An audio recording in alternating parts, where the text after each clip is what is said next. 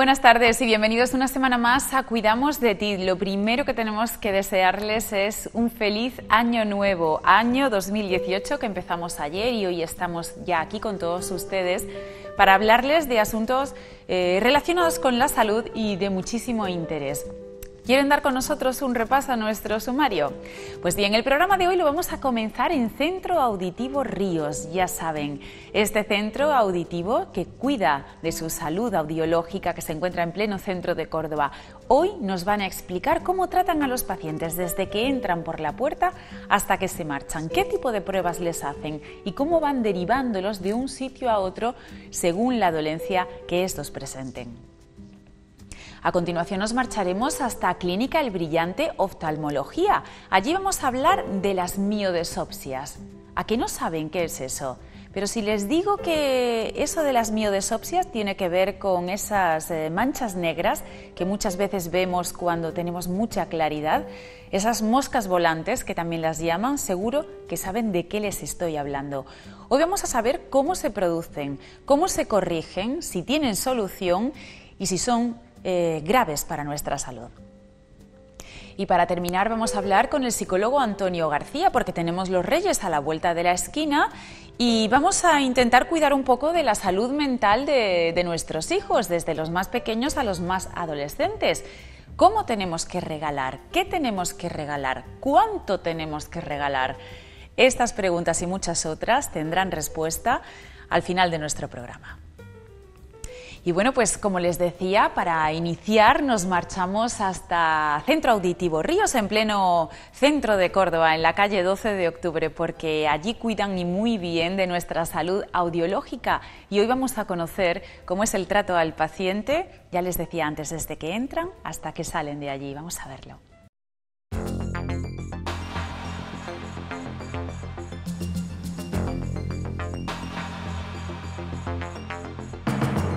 Hola, buenas tardes. Bienvenidos al Centro Auditivo Ríos. Hoy vamos a hablar de las pruebas auditivas que realizamos en el centro para cualquier paciente que entre a nuestro centro auditivo. Comenzamos una vez que llegan, lo primero que se le hace es una anamnesis. La anamnesis consta de varias preguntas para poder determinar la procedencia de esa pérdida auditiva, porque normalmente todas las personas que vienen aquí es porque tienen una pérdida auditiva. Contemplamos si tiene antecedentes familiares en la familia, si ha venido la pérdida por algún traumatismo o por alguna patología asociada, o simplemente si es una pérdida degenerativa que por la exposición al ruido o cualquier tipo de problema que haya tenido con la audición.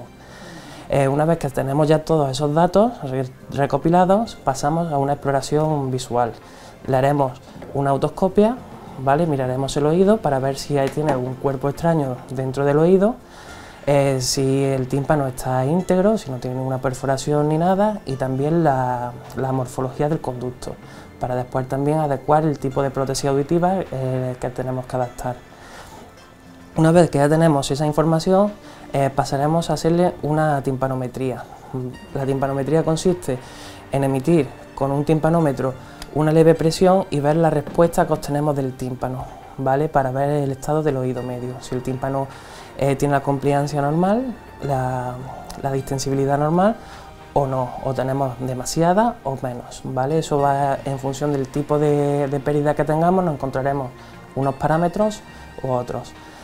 Una vez ya que hemos hecho la timpanometría, pasaríamos a la cabina, ¿vale? Ya una vez que pasamos a la cabina de exploración, se le van a realizar varias audiometrías. Una será la audiometría tonal, que será tonal aérea, ¿vale? Por vía aérea, que son con unos cascos, iríamos emitiendo pitidos y zumbidos a distintas intensidades para obtener el umbral aéreo, y después pasaremos al óseo. Al óseo es mediante vibración.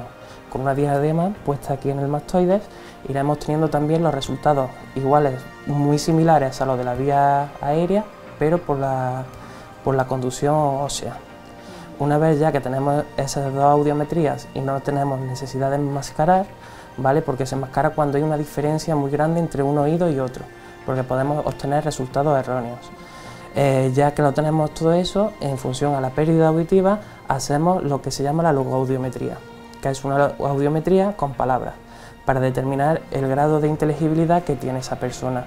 esa prueba nos va a dar un pronóstico para la adaptación. Siempre es mucho mejor una adaptación para una persona que tiene el 100% de inteligibilidad que una que tiene el 80%. Y ya es mucho más complicado cuando bajamos del 70% de la inteligibilidad. Hay varias formas de hacer la logoaudiometría. Se puede hacer, el audiómetro viene con un control de volumen y la podemos hacer nosotros mismos verbalmente hablando con una lista de palabras balanceadas que están estipuladas y están registradas para ese tipo de pruebas, o lo podemos hacer mediante grabación. Siempre es más recomendable hacerlo mediante grabación, porque claro, todo el mundo no pronunciamos igual de bien, nos podemos mezclar la S con la C, algo muy común aquí en Córdoba, en fin, entonces siempre es mejor poner una grabación, va a ser mucho más real esa prueba. Serán palabras, listas de palabras balanceadas a distintas intensidades y tenemos que obtener una respuesta positiva, ¿vale? Se van haciendo a varias intensidades y cuando se llega al 100% se considera que a esa intensidad tenemos el 100% de inteligibilidad, o hay veces que no llegamos a ese 100%, ¿vale? Que nos quedamos un poquito por debajo y ya eso es a la hora de adaptar un audífono hay que saber que vamos a poder adaptar el audífono correctamente, pero no va a llegar a entender lo máximo posible. Eso ya se trata con el tema de rehabilitación auditiva. En el caso de que haya poca inteligibilidad, pues se le propondrá al paciente que aparte de sus audífonos es recomendable que siga una terapia de rehabilitación auditiva, que es lo que haría el logopeda. Son palabras muy simples, como cosa, casa, en función de la lista que elijamos. El paciente simplemente tiene que respondernos. Si nosotros decimos o la grabación emite casa, el paciente tiene que responder casa, no cosa. Si responde cosa, pues lógicamente esa respuesta se da como de negativa. Si nos responde casa, es positiva, ¿vale? Así con toda la lista. Y de ahí ya sacamos lo que hemos dicho, un pronóstico para la adaptación, para saber cómo va a ir esa adaptación. Si a una persona esa prueba nos da un 40% de inteligibilidad, la adaptación va a ser muy complicada y va a haber bastantes problemas. Ya una vez que hayamos recogido todas las pruebas y hayamos comprobado cómo está, ya pasaríamos a lo que es la elección de prótesis, en la que siempre lo primordial hoy en día es la estética, ¿vale? Entonces, pues ya en función de todas las pruebas del conducto, de cómo tengamos el oído y cómo sea la pérdida, pues se va a barajar entre varias posibilidades de prótesis auditivas. Siempre se intenta elegir la más adecuada. Hay casos de que a lo mejor quieren sacrificar algunas prestaciones que pueden traer un audífono para poder ser un audífono más estético. Estamos hablando de los audífonos que van dentro del oído. Por ejemplo, hay audífonos que van dentro del oído que son muy pequeñitos, pero claro, solamente tiene un micrófono. No es lo mismo un audífono que trabaja con un micrófono que con dos, ¿vale? En cuanto a la direccionalidad y a lo que es la inteligibilidad en ambientes ruidosos. Entonces, en esos casos se les pone, mire, usted puede adaptarse a este audífono, que es muy pequeñito, no se va a ver prácticamente nada, pero tiene este inconveniente. O puede adaptarse uno de los que van detrás del oído, que se ven un poquito más, siempre y cuando estamos hablando, son audífonos también bastante pequeñitos, que apenas se ven a simple vista.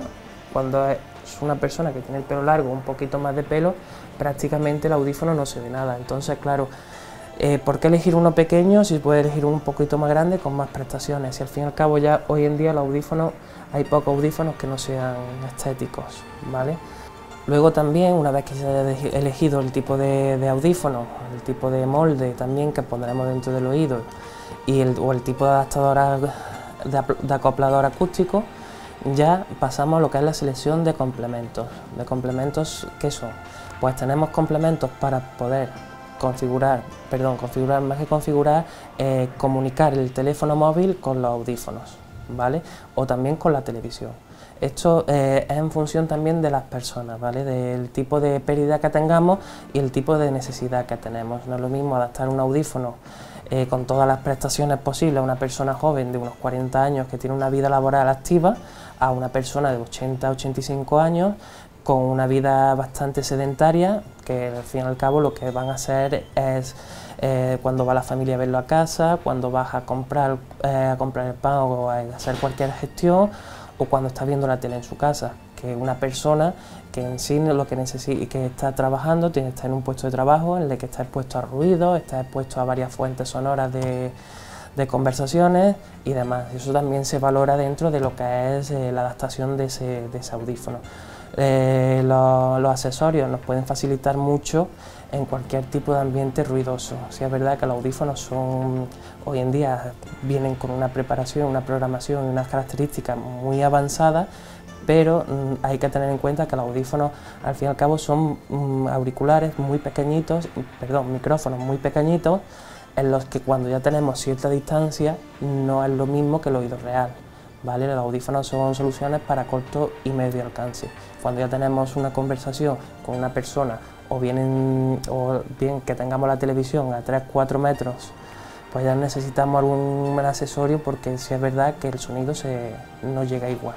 Pues una vez que esté ya seleccionado el audífono o los audífonos y todos los accesorios, si es que lo necesitan, pues ya se pasa a proceder a lo que es la toma de impresiones, ¿vale? Se le introduce en el conducto una masilla para coger el molde del oído, y con ese molde lo mandamos a fábrica. ¿Para qué? Para que nos realicen el molde, el acoplador acústico o el audífono que va dentro del oído. Aproximadamente suele tardar entre una semana y 10 días. Una vez que llega ya, pasaríamos a lo que es la adaptación de la prótesis, donde se le explicaría al paciente el cambio de pila, en el caso de que sea de pila, o cómo se carga, si es recargable, cómo se pone, cómo se limpia y cómo tiene que usarlo, ¿vale? Ahí se le darán unos conceptos básicos en la primera sesión de adaptación, que luego ya, cuando pasen una semana, aparte de esos conceptos, el propio uso del audífono va a generar otras dudas que ya se resolverán en la siguiente semana. Y ya a partir de la segunda semana de adaptación, ya el usuario tiene que ser completamente autónomo con su audífono, ¿vale? Nosotros tratamos de que, aunque sea una persona mayor que esté acostumbrada a depender de otras personas, que sea completamente autónoma, que no necesitemos nada, que él mismo pueda cambiar la pila, que él mismo pueda limpiar el molde y que él mismo pueda encenderlo y apagarlo y quitárselo y ponerlo, para que no necesite de nada. Porque hoy en día los audífonos vienen ya con un mecanismo, hoy en día y antiguamente, los audífonos son muy fáciles de usar, simplemente hace falta un poco de práctica. Y ya con eso, una vez que tengamos la adaptación terminada, ya iremos pasando periódicamente a las revisiones de ese audífono. Bueno, y ya con eso terminamos la sesión de hoy, y el próximo día ya hablaremos de otras cosas que podrán interesarles. Muchas gracias, un saludo y buenas tardes.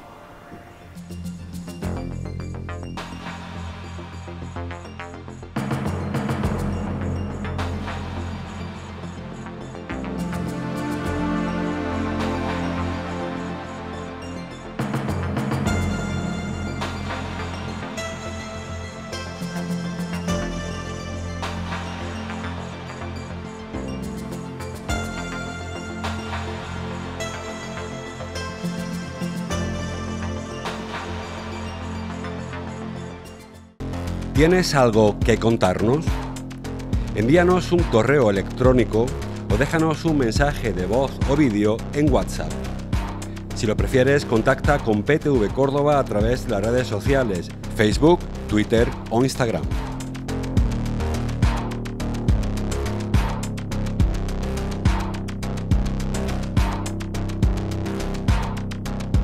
Y si lo que prefieres es intervenir en directo en cualquiera de nuestros programas, siempre tienes abierta nuestra línea de teléfono. PTV Córdoba, más de 30 años mirando por ti.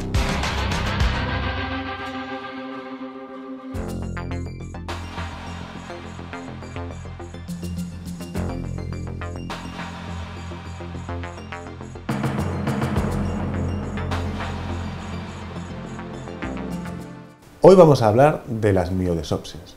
Las miodesopsias son lo comúnmente conocido como moscas volantes y son un síntoma muy habitual y que a mucha gente le preocupa. Bien. ¿Qué son las miodesopsias? son pequeños grumos, pequeños cuerpos de inclusión, pequeñas arruguitas que se producen dentro del ojo. El ojo, por dentro, está relleno de un gel, como una gelatina, que se llama cuerpo vítreo. Esa gelatina, que aquí está representada por un plástico, toda la parte posterior del ojo está rellena de esa gelatina, de ese gel vítreo. Y ese gel vítreo, que es básicamente agua y ácido hialurónico, con el tiempo, con la edad, con la miopía y por factores que se desconocen, degenera, pierde consistencia y esa gelatina que está pegada contra las paredes se separa de parte de la pared. La pared en general es la retina, todo lo que hay detrás, como podemos ver aquí en la fotografía, es retina. El gel no se ve porque es transparente y ese gel está íntimamente pegado a la retina. Claro, cuando van pasando los años, el gel degenera, el gel se separa de la retina y la zona de gel que se separó forma una arruga, un grumo, una cosa flotando. Cuando la luz entra al ojo y pasa por el grumo, proyecta una sombra. Eso son las moscas que todos vemos, casi todo el mundo ve alguna. Claro, como es una sombra y es una arruga, cada uno la ve como puede. Unos lo ven como una mosca, otros como una telaraña, otros como una maraña, otros como un punto volando. Normalmente no tiene importancia, pero hay casos muy severos de este cuadro y hay factores asociados de importancia. Normalmente estas moscas volantes, estas miodesopsias, son la misma que yo ya conozco. Es una que viene y pasa por aquí o se mueve de aquí a allá. Tenemos que tener en cuenta que el ojo es una pelota y estamos hablando de un gel y de una arruga o de un grumo dentro de un gel. Cuando uno mueve el ojo, esa sombra se va a mover porque ese grumo se va a mover. Habitualmente son las mismas. A veces pueden desaparecer y aparecer otras nuevas, porque pueden ser pequeños detritus, pequeños desechos que flotan en el gel vítreo y por lo tanto pueden desaparecer cuando lo llamamos cuerpo de inclusión y aparecer en otro momento y de otra forma. Pero lo más habitual es que uno vea una mosca de vez en cuando, que sea siempre muy parecida, siempre la misma, y lo que hay que hacer es no hacerle mucho caso. ¿Cuándo tenemos que preocuparnos? ¿Cuándo tenemos que tomarlo como un signo de alarma o de alerta o de que hay que acudir al oftalmólogo? Bueno, siempre que nos preocupe para dejar de estar preocupados, pero sobre todo cuando se acompaña de algún síntoma. Es decir, que sean bruscas, que no sea la de siempre, sino que sea una mosca nueva o un montón de moscas nuevas que de repente han aparecido y que yo antes nunca las haya visto. Que se acompañe de flashes de luz, como cuando nos echan una foto, como fogonazos de luz, porque puede suponer, bueno, algo que hablaremos ahora. Y ya directamente, si es una cortina negra, lo que cae para abajo o por un lado, y es como una cortina más o menos fija, y no una mosca negra que se mueve, también. Esos son signos de, vamos a decir, que hay que ir al oftalmólogo pues al día siguiente o a las 48 horas, acudir a que le vean, que le dilaten y que veamos el fondo del ojo, para explorar que ese gel está ahí, que se habrá arrugado y que no hay ningún otro daño en la retina. Cuando un paciente viene refiriendo moscas nuevas, de nueva aparición, lo que hay que hacer es pues ver un poco la agudeza visual y sobre todo los síntomas que el paciente te va a contar, esos síntomas que hemos dicho de flashes de luz, si los hay o no los hay, de si hay una cortina negra o no. Y vamos a dilatar la pupila en la mayoría de los casos, sobre todo cuando es una mosca reciente, cuando lleva unos días y no unos meses. ¿Por qué? Porque hay que echar gotas y dilatar la pupila, abrirla mucho para poder explorar el fondo de ojo. El fondo de ojo es toda la retina y todo ese gel vítreo. ¿Y qué estamos buscando? Que ese gel, al separarse de la retina, no haya producido ninguna tracción, ningún tirón de la retina y me haya producido un pequeño roto, un pequeño agujero que podría desembocar pues, en algo más grave como es el desprendimiento de la retina. Hay que tener en cuenta, para no asustarnos, que el desprendimiento de retina no es nada frecuente en las moscas. O sea, la mayoría de la gente que tiene moscas no va a tener un desprendimiento de retina y la mayoría de gente que le aparece una mosca nueva tampoco. Sí, en alguna población miope, pues tienen un poco más de riesgo y sí que es conveniente ante nuevas moscas acudir al oftalmólogo, dilatar y asegurarnos de que no ha producido nada esa nueva zona que se ha separado del gel. Si son moscas antiguas, no hay que preocuparse. Cuando se separaron, si hicieron algo, a los 2 o 3 meses lo que hiciesen está cicatrizado y no va a producir ningún problema. Entonces, moscas nuevas, dilataremos la pupila, veremos bien el fondo del ojo en el oftalmólogo, buscando cualquier daño que se haya producido. Se podría producir una pequeña hemorragia si tira de un vaso, de una de estas venitas que hay en el fondo del ojo, pues si tira de un vasito y lo rompe, se podría producir una hemorragia que llenase todo ese gel vítreo de sangre y verdaderamente el paciente viera muy mal. Normalmente no se produce nada más allá de esto, lo más habitual es que no encontremos nada. Incluso si hubiera habido un roto, se podría tratar con láser, sellando ese roto con cirugía, con impactos de láser. En esta fotografía del fondo de ojo, en esta retinografía, lo que estamos viendo es una retina sana. Estamos viendo una gran parte de lo que llamamos polo posterior del ojo. A veces hemos hablado del segmento anterior, esto se llama polo posterior, está atrás del todo, y lo que vemos es el nervio óptico, que es este circulito redondo y anaranjado, con una serie de vasos, unos son arterias y otros son venas, que van saliendo y llegando a él, distribuyendo la sangre por toda la zona noble de la retina, que es la mácula. Esta zona central, que además tiene una pequeña zona como más oscurita, se llama mácula, y es la zona noble de la retina con la que realmente vemos fino, con la que distinguimos, pues es un 2, un 4, o qué es lo que estamos viendo. El resto de retina se utiliza para la visión periférica, las imágenes que yo mirando al frente veo que por aquí viene algo. Entonces la zona más noble, la más sensible, la que hay que cuidar, es la mácula. Entonces, en este fondo de ojo es una prueba muy habitual en la consulta de oftalmología, la puede hacer el oftalmólogo con gotas y mirando el ojo, con unas lentes especiales que tenemos, y puede querer dejar, digamos, testimonio, hacer una fotografía para poder evaluar después las lesiones que se puedan ver. Hay muchas formas de explorar el fondo de ojo, estas son las más básicas, la exploración en consulta por un especialista y la retinografía. Para enfermedades más avanzadas solemos hacer otras pruebas más sofisticadas, como son la tomografía de coherencia óptica, o OCT, es una cosa muy habitual hoy en día, es como un escáner de la retina, y ya lo último que ha salido es la angiografía basada por OCT. La angiografía basada por OCT consiste en poner, la antigua angiografía es un contraste en la vena y luego hacer fotos. Y entonces podemos ver cómo el contraste va rellenando los vasos del polo posterior. Con los nuevos aparatos de última generación de OCT, o tomografía de coherencia óptica, conseguimos ver el flujo sanguíneo en la retina sin pinchar ningún contraste.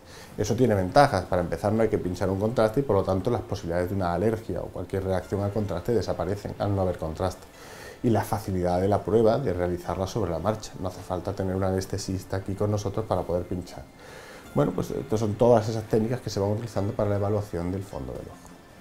En una retinografía normalmente no vamos a ver la mosca en sí, no vamos a conseguir ver ese flóculo vítreo flotando, salvo que sea muy grosero. Si es muy grande se podría ver alguna turbidez, porque produciría un desenfoque de la imagen. Pero sí se podría ver las lesiones que se produzcan en un vaso, el tirón del gel al separarse, un pequeño sangrado, una tracción o un agujero de retina se podría así observar en una retinografía periférica. Normalmente la mosca, el grumo, se ve en la lámpara de hendidura, que es el instrumento que el oftalmólogo utiliza en su consulta. Con una de las lentes somos normalmente capaces de ver ese grumo flotando y esa sombra que se proyecta sobre la retina, que es lo que da el síntoma al paciente. Por finalizar, cuando veamos moscas, esas miodeusopsis, esas manchas negras que flotan por el campo de visión, si son nuevas, si se acompañan de algún síntoma como los que hemos hablado, esos flashes de luz o esa cortina negra, hay que acudir a su oftalmólogo al día siguiente, a las 48 horas, para comprobar, dilatar y ver que está todo como debe estar. Normalmente lo va a estar, pero bueno, así nos quedamos más tranquilos.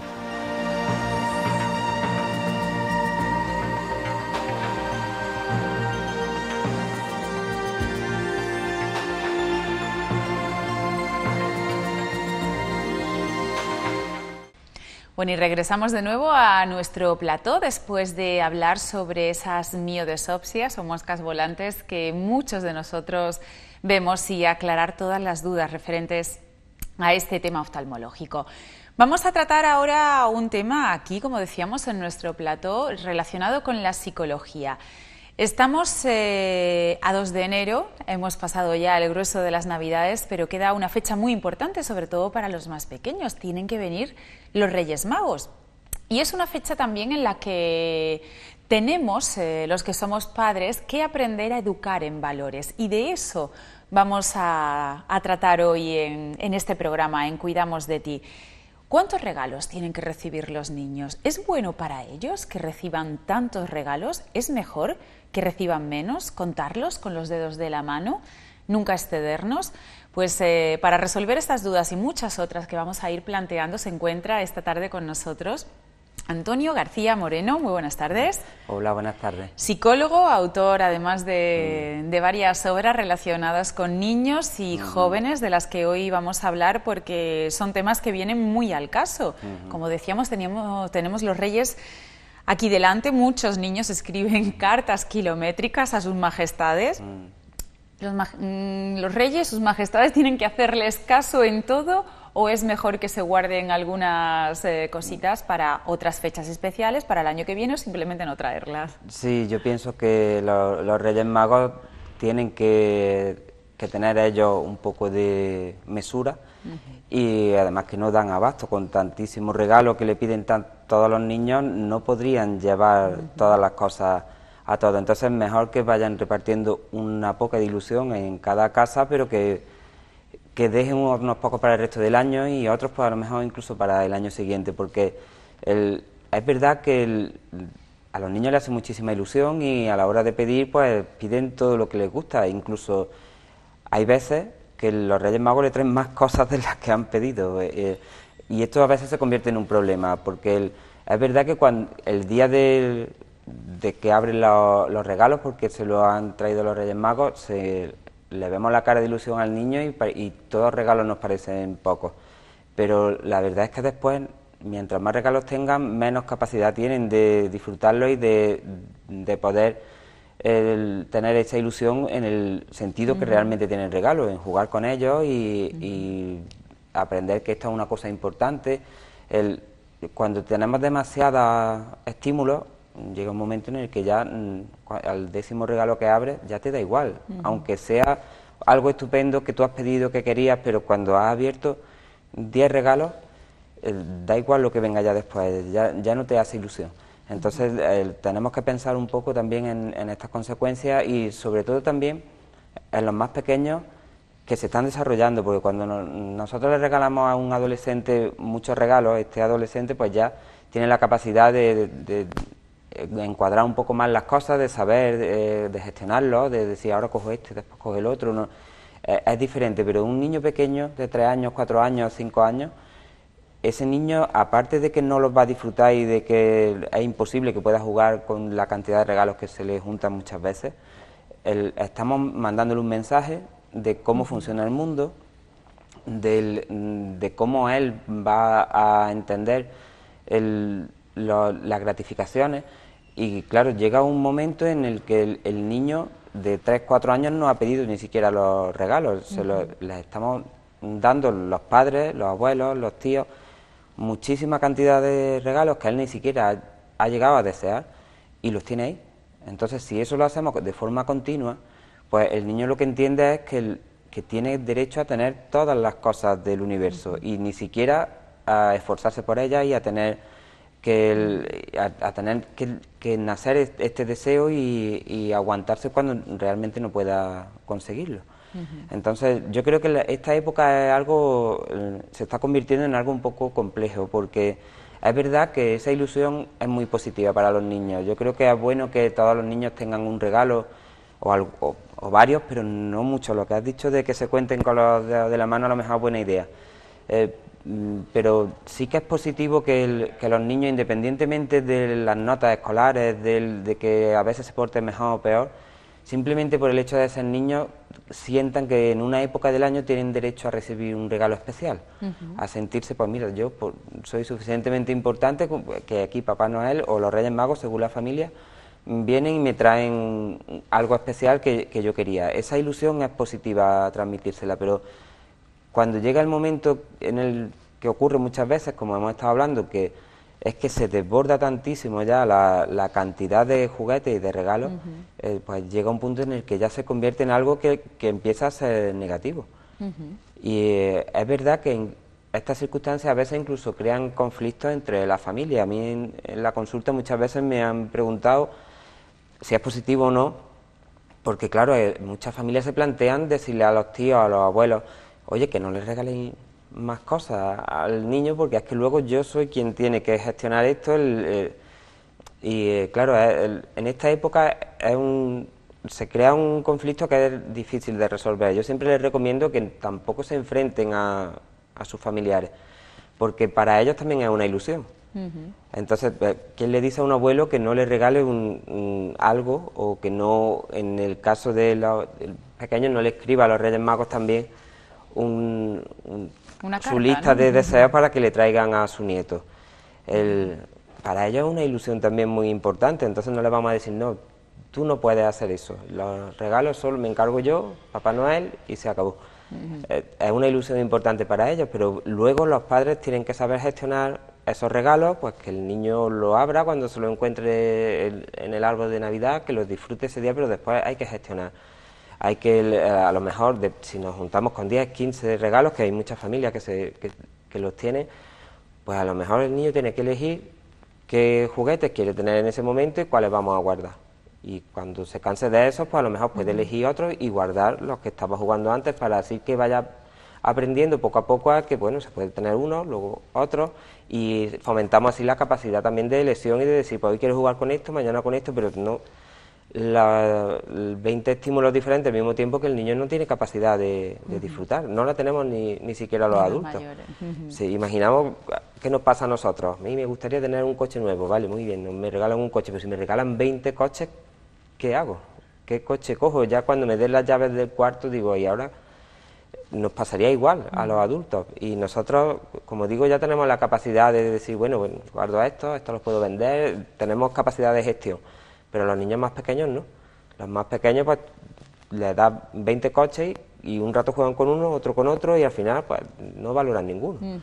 Ese es el tema del valor. También en todo esto que hemos estado hablando, hay una delgada línea entre ilusión y frustración, ¿no? ¿Cómo gestionamos eso los padres? Los padres en este caso pueden también entrar en juego un poco la familia más cercana, abuelos, tíos, pero sobre todo los padres. ¿Cómo se gestiona eso para que el niño al final no se frustre por un exceso de regalos o por un defecto de regalos? Porque si yo pido 20 y me traen 5 en total, a lo mejor ese niño puede frustrarse. ¿Es adecuado que sea así para que aprenda una realidad? Claro, es que el problema, cuando están acostumbrados a que les traen todos los regalos que quieren siempre, y no solo en Navidad, sino porque cuando es una cosa cumpleaños, puntual, todo, claro, entra todo en juego. Entonces, en ese momento el niño le estamos dando el mensaje de que él no tiene que tolerar que no tenga esa recompensa inmediata en el momento que la desea.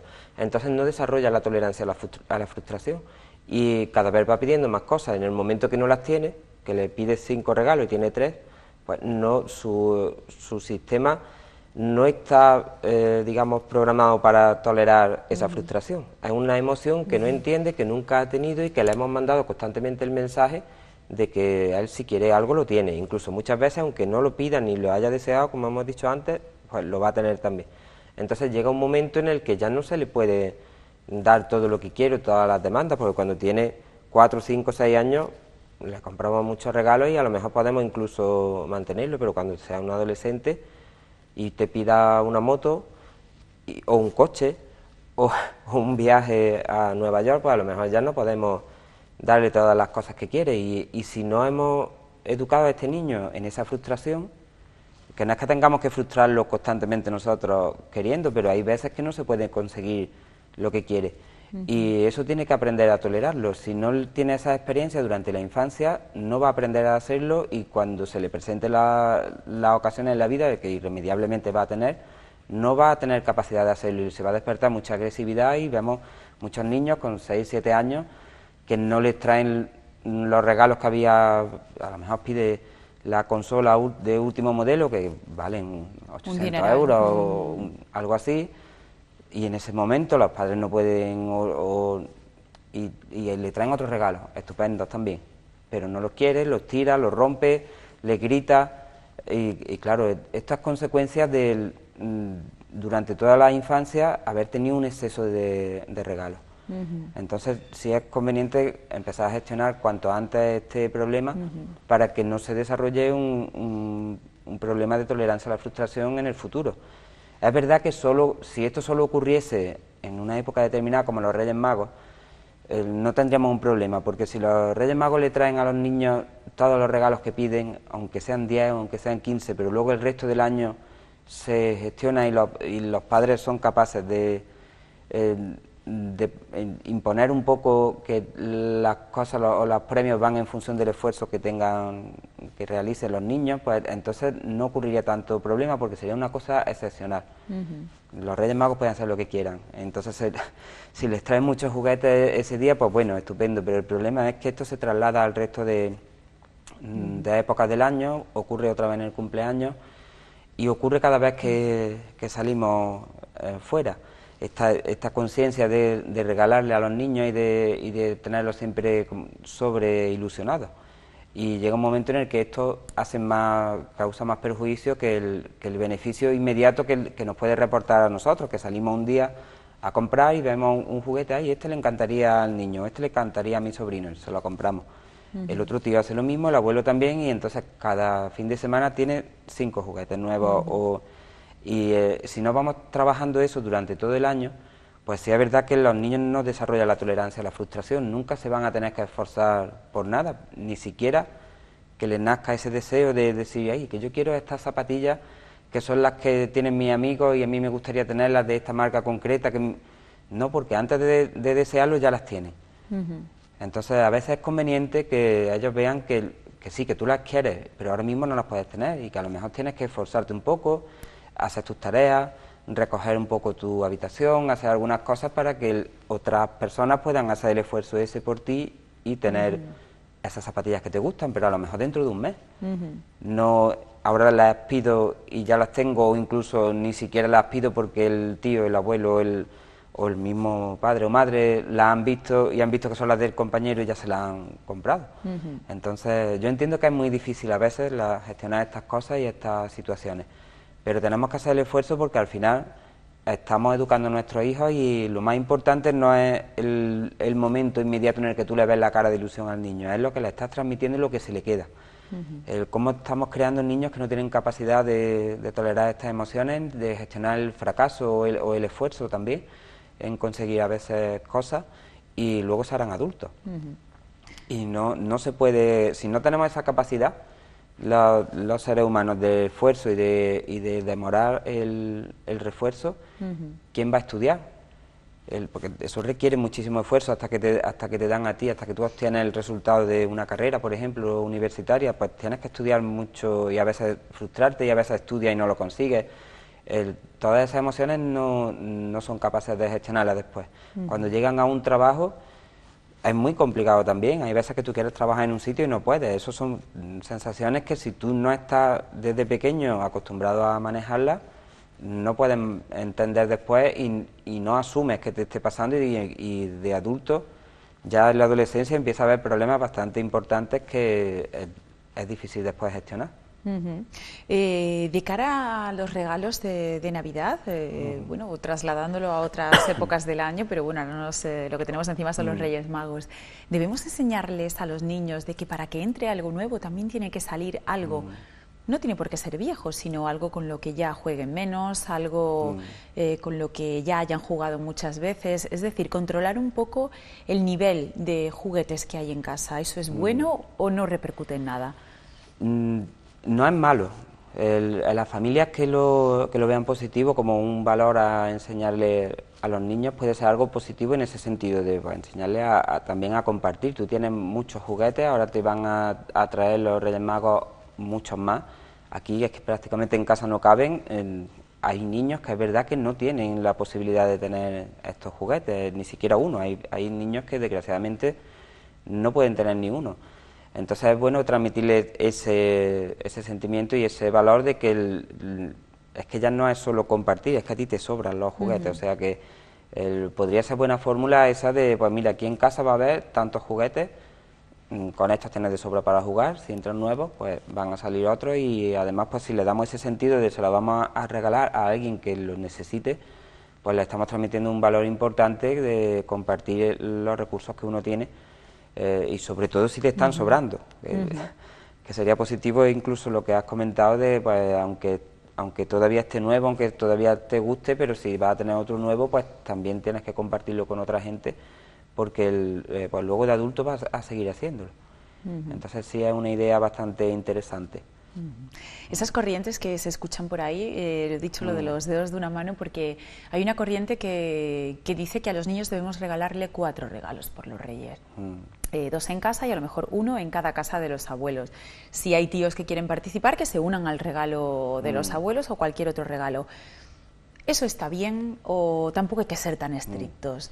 Claro, yo no soy partidario de ser demasiado estricto, porque también hay que entender a la familia, a los abuelos, a los tíos, a lo mejor no quieren colaborar y le hace ilusión a ellos hacerle su propio regalo, pero sí es importante gestionarlo después los padres.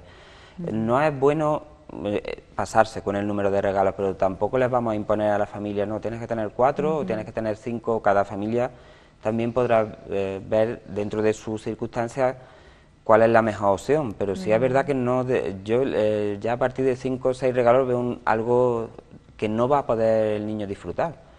Es imposible que lo pueda manejar aunque le guste. Entonces con 2 o 3 regalos sería suficiente, no es necesario más. El problema es ese, que ahora tiene un abuelo, tiene otro abuelo, pero ¿y si tiene 7 tíos?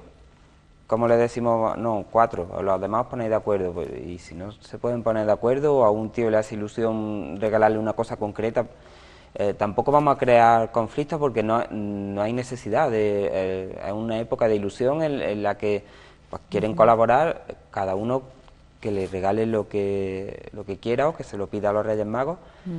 Y luego los padres son los que tienen que gestionar. Yo creo que muchas veces el problema está en que los padres somos muy cómodos y claro, nosotros decimos, la mayoría de los padres yo creo que se dan cuenta que cuando entran 20 regalos de golpe en la casa, eso no lo va a disfrutar su hijo y es imposible hay veces que tú pones todos los juguetes en el salón y no puedes tenerlos allí, no tienes sitio ni para ordenarlos de forma que parezca. Entonces los padres dicen, no me regaléis cosas y esa es la solución fácil, pero si puede ser, estupendo, pero quien tiene que gestionar eso son los padres. Es mucho más complicado la situación para un padre o una madre que realmente llegue esta fecha y digan, es que no tenemos para comprarle ni siquiera un regalo. Esa situación sí es complicada y sí que es difícil de gestionar esas emociones, que el niño ve que muchos compañeros de su colegio tienen muchos regalos y ellos no tienen ninguno, porque no pueden tenerlo, porque ahí no tienen nada que gestionar, no puede y no puede. Entonces ese niño que no tiene ese regalo sí que va a aprender en exceso la responsabilidad y la tolerancia a la frustración. Pero claro, los niños más afortunados que sí que tienen muchísimos juguetes, muchas posibilidades de tener todo lo que desean, tienen que ser los padres los que vayan marcando eso y por lo menos una dosis de frustración que no lo tengan todo tan fácil, porque llegará el momento en el que no podamos dárselo todo. Entonces, los padres tenemos que hacer un esfuerzo. Y cada familia es un mundo, pero yo sí que recomiendo eso, no creas conflictos donde no lo hay. No le podemos decir a los tíos, no, tú no le regalas, o a un abuelo sí, a otro no, venga los abuelos, ponerlos de acuerdo. Es que a lo mejor estamos creando ahí dificultades que no tiene por qué existir. Luego nosotros tendremos complicado, veremos si repartimos esos juguetes si ha habido demasiado o si los guardamos para otras épocas del año y se los vamos administrando según el esfuerzo que vaya realizando el niño. Pues eso ya dentro de cada familia, los valores que tenga y las posibilidades, pues que se organicen como mejor vean, pero sí es verdad que algo tienen que hacer, no es bueno que le regalen 20 juguetes a un niño y que los tenga ahí y no sepa qué hacer con ellos. Se vuelva loco. Bueno, dejemos de hablar de frustración, de número de regalos, y hablemos del regalo ideal. Supongo que el regalo ideal cambiará según la edad, pero ¿qué es lo mejor que podemos regalarle a nuestros hijos, nietos o sobrinos, dependiendo de la edad que tengan? Sí, pues yo creo que es buena idea lo de adaptarlo siempre a la edad, porque a las capacidades que están desarrollando y a las necesidades que tiene el niño en esa época concreta. Porque hay veces que se le regalan cosas a un niño de 3 años que ni siquiera tienen habilidad motriz para desarrollarla, le regalan una bici, no puede usarla todavía.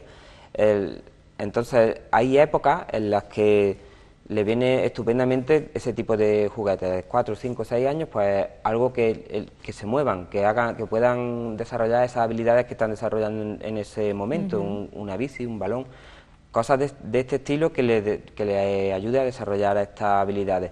Luego crecen un poquito más y empiezan a los 8 o 10 años o así, empiezan a tener mucho interés por juegos en los que tienen reglas, que pues, en esos momentos les viene muy bien un ajedrez, un juego de mesa de estos un poco más complejos que le haga pensar y razonar, porque ya empiezan a desarrollar el razonamiento deductivo también. Entonces, ese tipo de juegos fomentan estas habilidades que están desarrollando en ese momento y son más apropiados. Luego en la adolescencia, pues a lo mejor ya lo que más les importa son las relaciones sociales, pues a lo mejor sí que le podemos regalar algún día un viaje con sus amigos o alguna cosa especial que ellos puedan hacer con amigos, más que porque yo no creo tampoco conveniente regalarle una moto o un coche a un niño. Yo creo que son regalos muy grandes y tendría que ganárselos con un esfuerzo. Entonces, algo que puedan disfrutar, pero que ya tienen capacidad de razonamiento, ahí sí que tienen ya o deberían haber desarrollado la capacidad de sentirse realizado, aunque el regalo venga o lo positivo venga después, con el tiempo. Lo mismo le podemos regalar una entrada para un musical, para un teatro, para algo que hagan dentro de unos meses con sus amigos. Regalar experiencias, más que cosas materiales que las podamos tocar con las manos, experiencias que podamos disfrutar, ¿no? Claro, son porque en esa etapa los adolescentes es lo que más les interesa y lo que más les puede enriquecer. Las relaciones sociales con personas, culturalmente poder formarse en actividades y cosas que sean interesantes y que realmente nos sirvan de algo, porque es que hay muchas veces que podemos aprovechar estos regalos para formar en positivo a los niños, en todas las edades. Y entonces sí que sería muy positivo el adaptar los regalos que tenemos para las habilidades que se están desarrollando en cada etapa en la que están nuestros niños. Bueno, y ya para terminar, tienes un libro en las manos, está recién salidito del horno, se llama Joven y bueno, está dirigido a eso, a los jóvenes. Aprender a gestionar un poco todo lo que tienen alrededor, pero bueno, nadie mejor que tú para que nos cuentes en qué consiste. Sí, yo creo que es uno de los mejores regalos que le pueden hacer los padres a sus hijos adolescentes, porque en él van a encontrar recursos para enfrentarse a todo lo que les viene por delante, a toda la juventud y poder disfrutarla con garantía y con la sensación de tener algo más de control y de saber tener la información necesaria para en todos los temas que tocamos, que no son pocos, pues que se puedan desarrollar con la mayor armonía y con la menos cantidad de problemas. Es un libro en el que he intentado abordar los temas de más interés para ellos, porque está dirigido hacia este colectivo y le hablo de los cambios que van a tener, no solo en el cuerpo, sino a nivel de procesamiento de la información, a nivel de sus sentimientos, de cómo se van desarrollando, cómo se sienten en esta etapa. Luego hablamos también sobre las relaciones con los padres, que es algo que pues, prácticamente todas las personas... Un gran tema, eso te daría para un libro solo. Sí, es algo bastante complejo y bueno, yo creo que les va a venir muy bien, incluso ese capítulo a lo mejor lo tendrían que leer también los padres. Y en ese capítulo les brindo estrategias de negociación adaptadas a las relaciones con los padres y a las cosas en las que realmente a lo mejor tienen razón y por qué no, pues tener esas armas para saber cómo planteárselo a los padres, cómo negociar, pero... Con los padres se puede negociar, no es lo que yo digo y punto. Sí, claro, a partir de esta etapa sí, antes no, cuando un niño tiene 6 años o 7 años, pues los niños hay que preguntarle su opinión, pero no se les puede hacer caso porque no tienen la capacidad de razonar como un adulto, pero una joven sí, una persona de 16 años, 17, 18... pues muchas veces razonan mejor que nosotros. Entonces, ahí sí que se puede negociar. La última palabra siempre la van a tener los padres porque es algo que les intento explicar. Vivimos en casa de los padres que por mucho que siempre digamos que de todos, pero las reglas las ponen ellos. Entonces, al final, ellos tienen la última palabra, pero con las estrategias que aquí abordamos, pues es mucho más probable que consigamos cosas que sean legítimas y que sean razonables.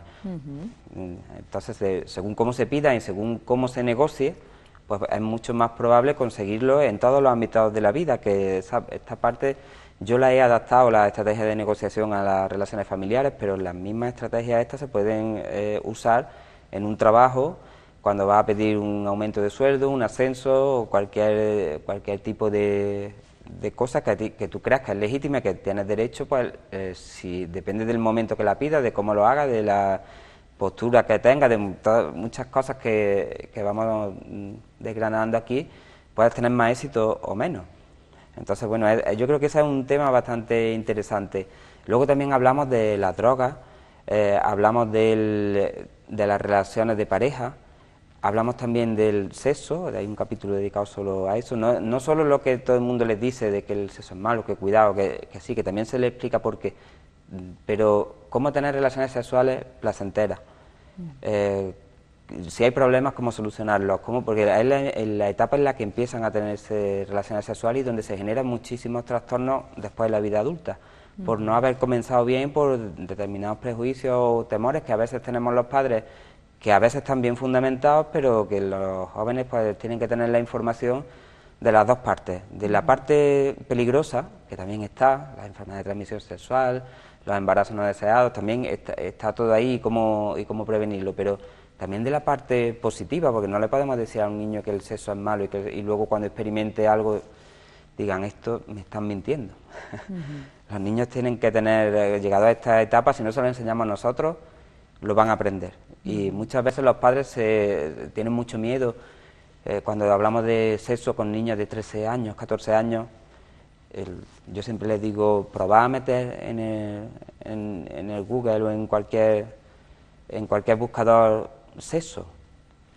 Los niños lo van a hacer.